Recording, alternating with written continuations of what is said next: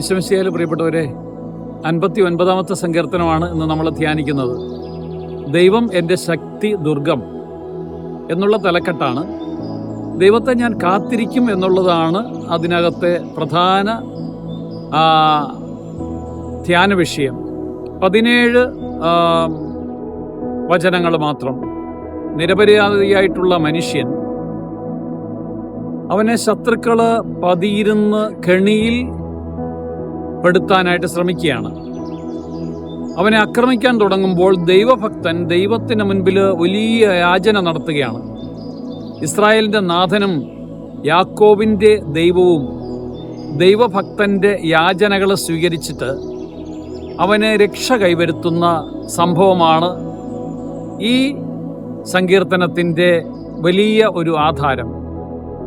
ശത്രുവിന് അടിമയാകാതെ ദൈവത്തിൻ്റെ ശക്തിയെ കാത്തിരിക്കുന്നവന് ദൈവം ബലമാണ്, കോട്ടയാണ്, പരിചയാണ്, അഭയമാണ്. ശത്രുവിനെതിരെ ദൈവം സംഹാരത്തിൻ്റെ പ്രവൃത്തികളാണ് നിർവഹിക്കുന്നത്.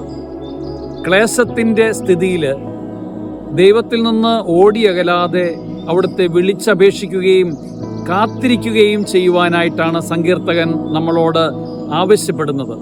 നമുക്ക് പ്രാർത്ഥിക്കാം.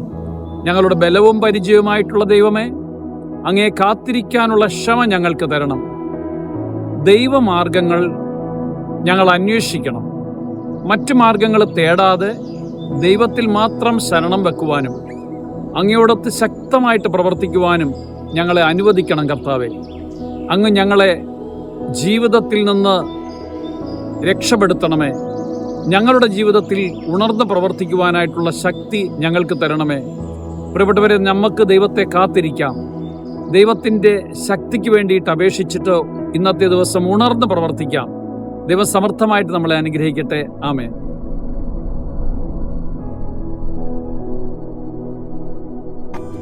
വചനവയൽ ആപ്പ് എക്കാലത്തെയും വചന പഠനത്തിനുള്ള ബൈബിൾ ക്വിസുകൾക്കുള്ള ഉത്തമ സഹായി. ഇന്നു തന്നെ ഗൂഗിൾ പ്ലേ സ്റ്റോറിൽ നിന്ന് വചനവയൽ ആപ്പ് ഡൗൺലോഡ് ചെയ്ത് വിവിധ ക്വിസുകൾക്കായി പഠിക്കാൻ ഈ ബുക്കുകൾ സ്വന്തമാക്കൂ.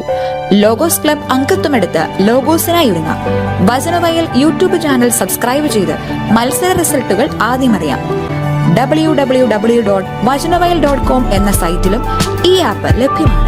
എക്കാലത്തെയും ബൈബിൾ ക്വിസുകൾക്കും സഭാവിജ്ഞാന ക്വിസുകൾക്കും പരീക്ഷകൾക്കും വേദപാഠ പരീക്ഷകൾക്കും സഹായിക്കുന്ന 1,00,000-ൽ പരം ചോദ്യോത്തരങ്ങൾ.